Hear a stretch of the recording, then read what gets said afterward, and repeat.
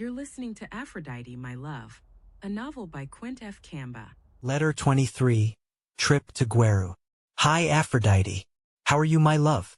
I hope you're doing well. I have some wonderful news to share with you.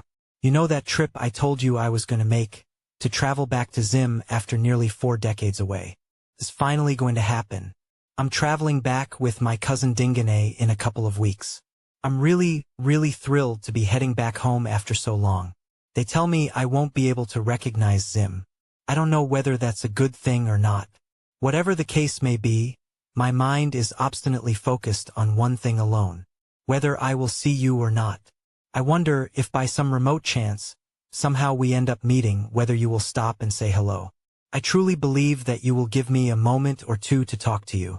I've seen it in my mind's eye for so long, so many times. You and I sat down in a cafe or restaurant, holding hands across the table, lost in our own world, finally able to understand each other, finally able to heal, to let go. Then when you've looked into my eyes and seen the vast ocean of love I have for you, and I've looked into your eyes and finally understand that you were never meant for me, we can say goodbye and leave as friends. Perhaps I shall start walking away, stop and turn around. Approach you once more, cup your face in my hands and kiss your gentle sweet lips, and say, "Now I'm ready to die. Goodbye Aphrodite, and thank you. I want so much for this to be true. But I know that destiny has a way of unfolding in the most unexpected ways. I guess I shall find out soon enough. Deep down, I think I've an idea what will happen. The sad truth is that I ran from you, Aphrodite, and I've not stopped running. Now I must go back home and face whatever is waiting for me there. Whether it be more pain, love or death, I'm ready. I'm not chasing anymore. I'm not fighting anymore. I'm just seeking to understand."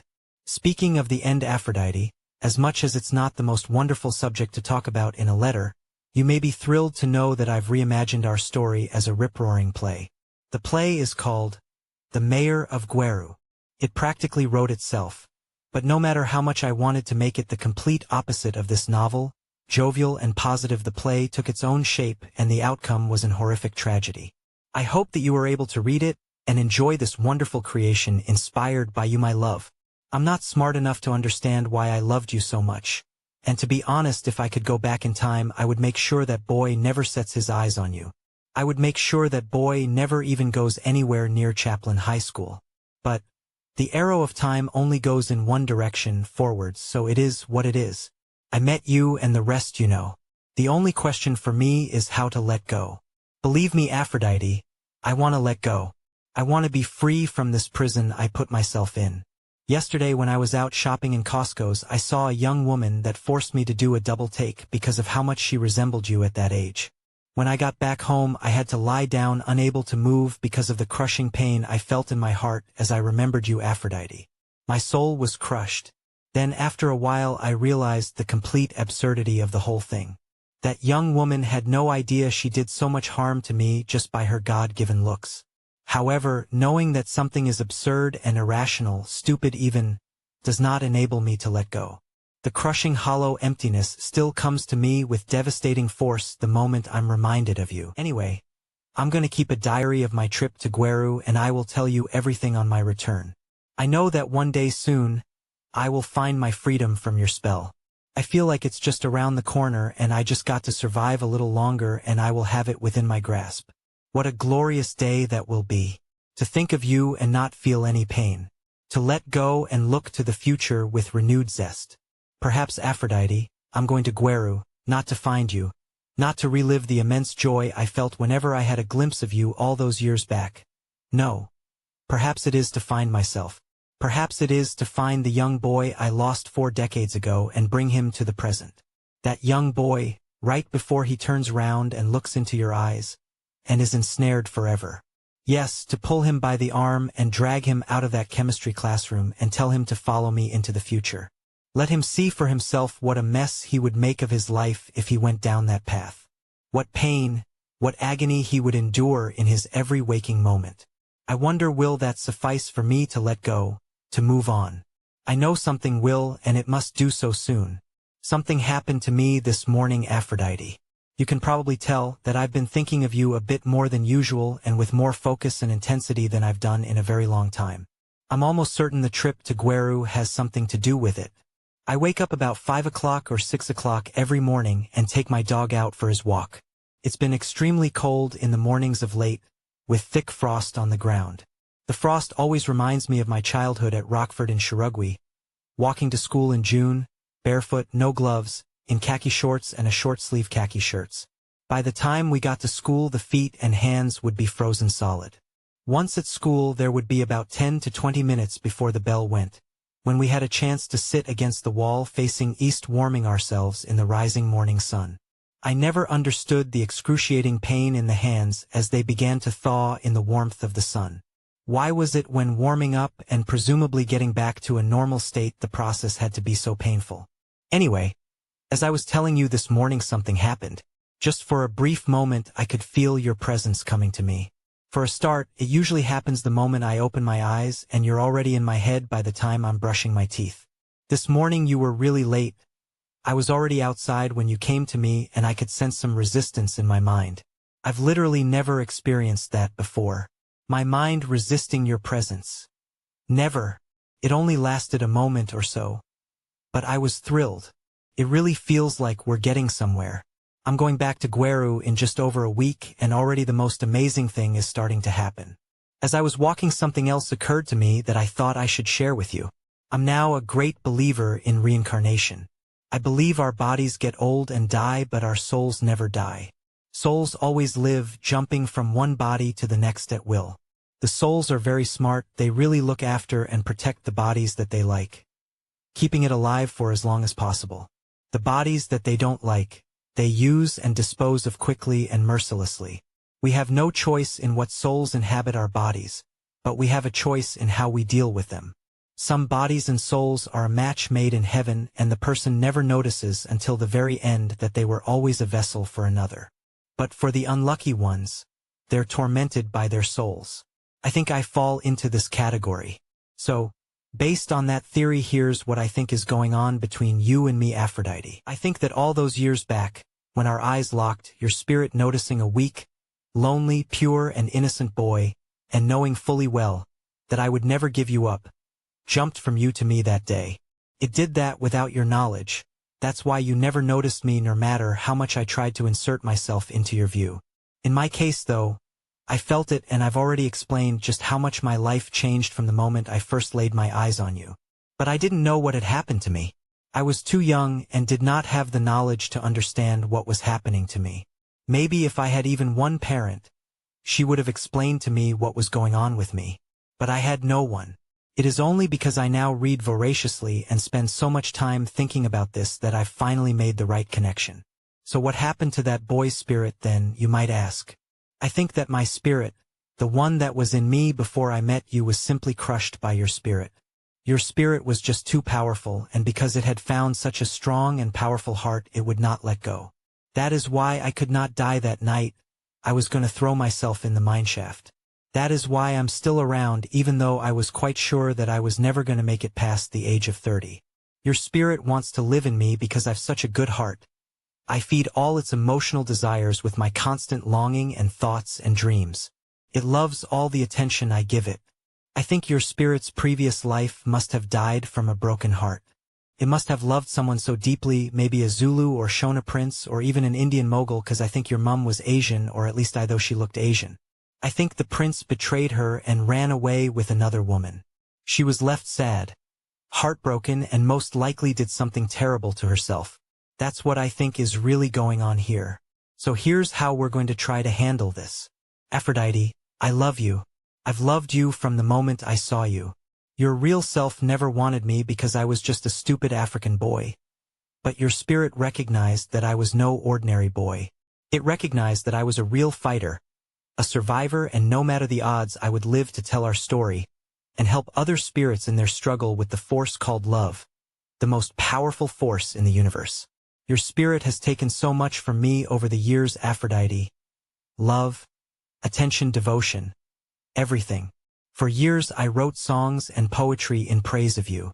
I cried I don't know how many nights for you for as long as I can remember. Is it fair that I should continue living like this? Let me live too, Aphrodite. Let me live just a little. Silence your heart for just a little, recede into the shadows of my mind for a while and let me see the world with fresh eyes. It's a week before I travel back to Zim Aphrodite. This morning from the moment I woke up I was thinking of you constantly. I'm really excited about seeing Gweru again, but my soul feels crashed and full of sorrow. This is because deep down, I know that I will not be able to find you. I will not be able to see you. I've no idea where you are. My mind tells me you're in Australia or New Zealand, far, far away from me. Sometimes I get a tiny glimmer of hope, a drop in the ocean, a single photon in the glare of the day, that you think of me sometimes. But it is all wishful thinking. As you can see, Aphrodite, I'm a very confused human being. I truly and honestly don't know how to get myself out of this terrible situation that I'm in. But I know that I must. I never thought I would say this, but if I don't find you, Aphrodite, I'm going to do something crazy. I'm going to see a Sangoma and pay him to perform an exorcism on me. I want whatever happened to me the day I first looked into your eyes to be reversed. I thank you for coming into my life, for saving my life on a number of occasions and for always being there. But I don't want you anymore, Aphrodite. You cause me too much pain now. I want to love another. I want to be able to love wholeheartedly again. To feel something again and to be able to give myself completely to someone else that loves me back in the same way. I can't do that whilst you're still nagging at me under the surface. Is that too much to ask for, Aphrodite? You can talk to me and set me free. Are you really so cruel that you would let another human being suffer for so long, to the bitter end? Am I not a human being to you, Aphrodite? Am I just a dog? I've seen people with dogs get seriously depressed when they lose their animal. If you had given me a chance, I would have loved you more than any dog has ever loved its owner. I would have done anything for you. Alas, all is lost now. I just want to not think about you anymore. Aphrodite, I'm sorry. I want my life back. I think that if I buy a white dove from the market and take it to the Sangoma, he can say this incantation whilst I cradle the dove in my hands. Once he finishes saying the incantation, I will release the dove and it can fly into the night sky, taking your spirit away with it. Then I can be free. Your spirit will not be able to reach me again until in my final hour, when we shall be reunited and I shall be with you for eternity in the afterlife. Incantation. Return to the winds, return to the stars, calling the ancestors, Okoko, guardians of wisdom, voices of the Edo earth, Vadzamu, ancient kin of my homeland, keepers of the sacred fire, rise now from the soil, from the rivers, from the breath of the Mutsuma. Hear me, ancestors of Nkosi's blood, of Aphrodite's timeless soul. Weave your hands into this moment. Bless this parting with grace, honoring the spirits within. Two spirits dwelled as one. Aphrodite, whose laughter was the dawn, and Nkosi, rooted like the Ma Pene, steady as the hills. Together, you danced in joy, love blooming like the jacaranda. But seasons turn, the wind whispers, one must wander, one must stay. Aphrodite, star-born traveler, your wings ache for the sky. Nkosi, son of the soil, your roots thirst for stillness. Prayer of release.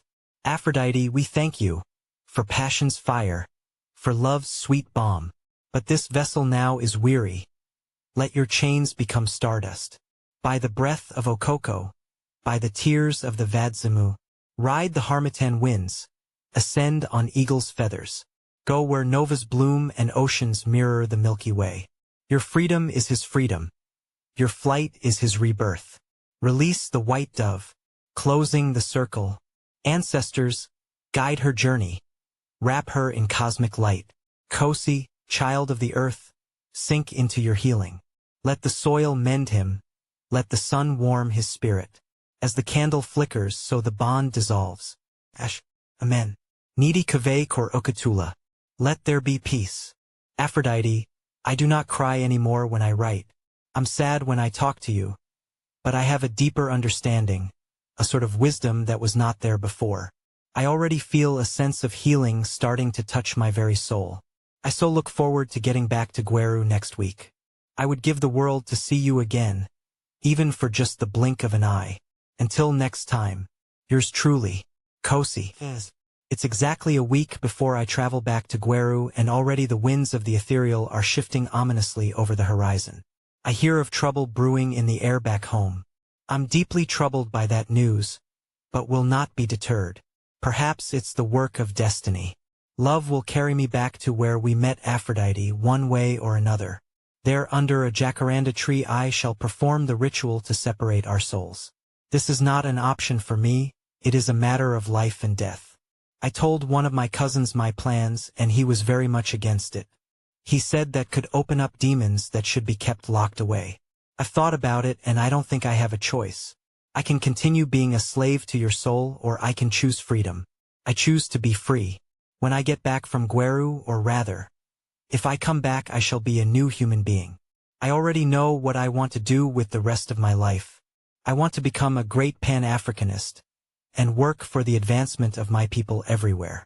I want to learn, write, and teach about our rich African history from the mighty kingdoms of Kush to the prosperous kingdoms of Monomotapa. Up until recently, I had no knowledge of African history. I thought we had only ever been slaves, but recently learned that Africans taught the Greek civilization and fed Rome for a millennium. I want to learn more. If you've lived outside Africa, particularly in a European country, then you'll understand what it's like to be a second-class or even a third-class citizen. Despised on the streets, despised in the restaurant, despised in the workplace, despised on the football field, despised everywhere. There's another way, and I hope to help unlock the door to that path. But in order to do that, I must leave you behind. You've become a weight that's holding me back, and I feel it's time for us to part ways. I remember one day at school, perhaps in our last year together.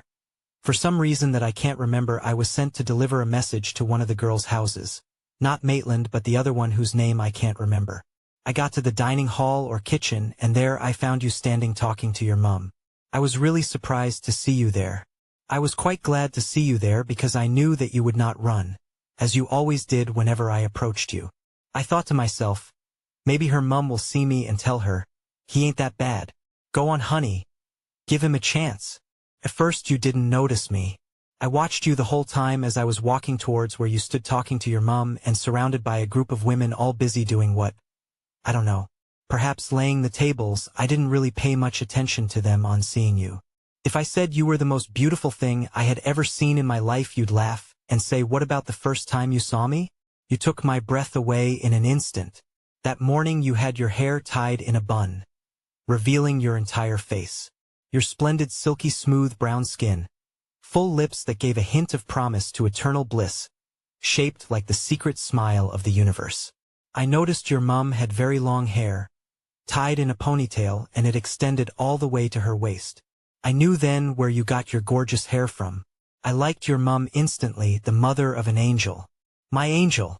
Your eyes flicked up, and I noticed them right before they recognized me. Those eyes, Aphrodite, that's what did it for me. Those eyes like the cosmic dawn, reflecting the pure, unfiltered brilliance of creation's first heartbeat. I had never, in all my life, witnessed such profound beauty.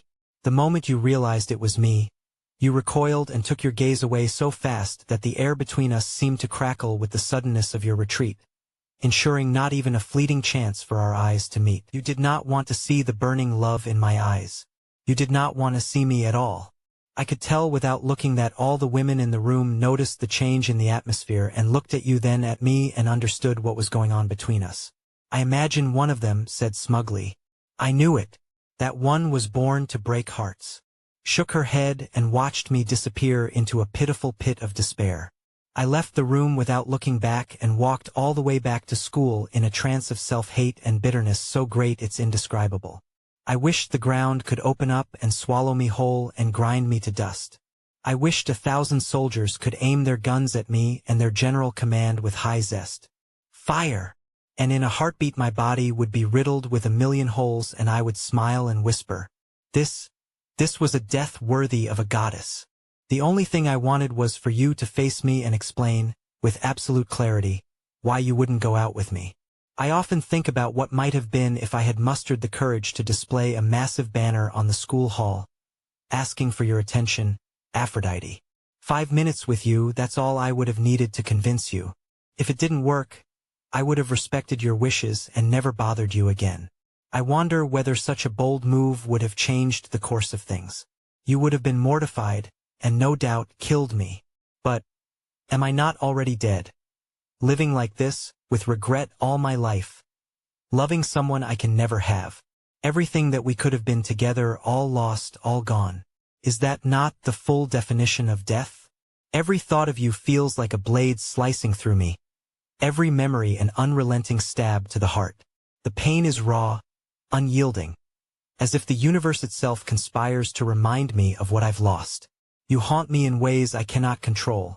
You are the pain I cannot escape, yet somehow the only thing I want to hold on to. Now, do you see, Aphrodite, why I must perform that ritual? When I get back from Gweru, I shall never permit your presence in my head again.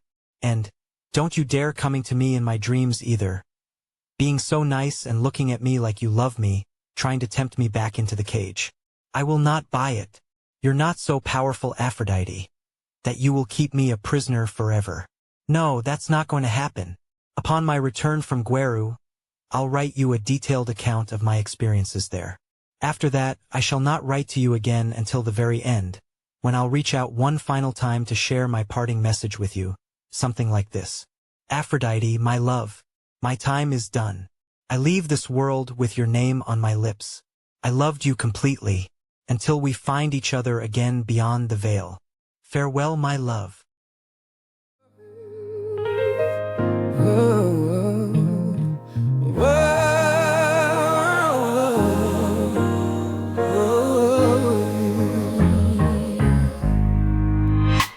Mama, oh mama, ngiyakhala ngikhalela wena, ngikhalela kuwe.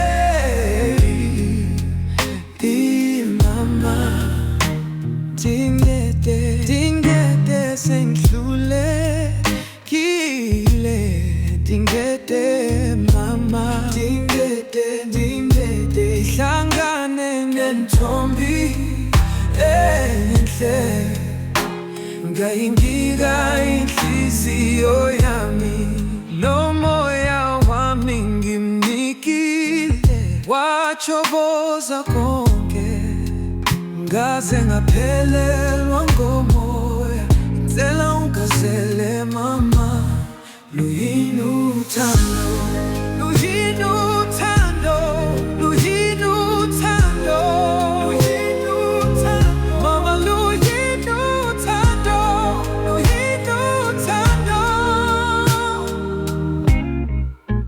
Why can't I stop thinking of her? Why can't I sleep? What is love? Luyini uthando, luyini uthando. Ngandela mama, dingete mama, dingete ndisize, angazukuzivikela, uthando luyangibulala.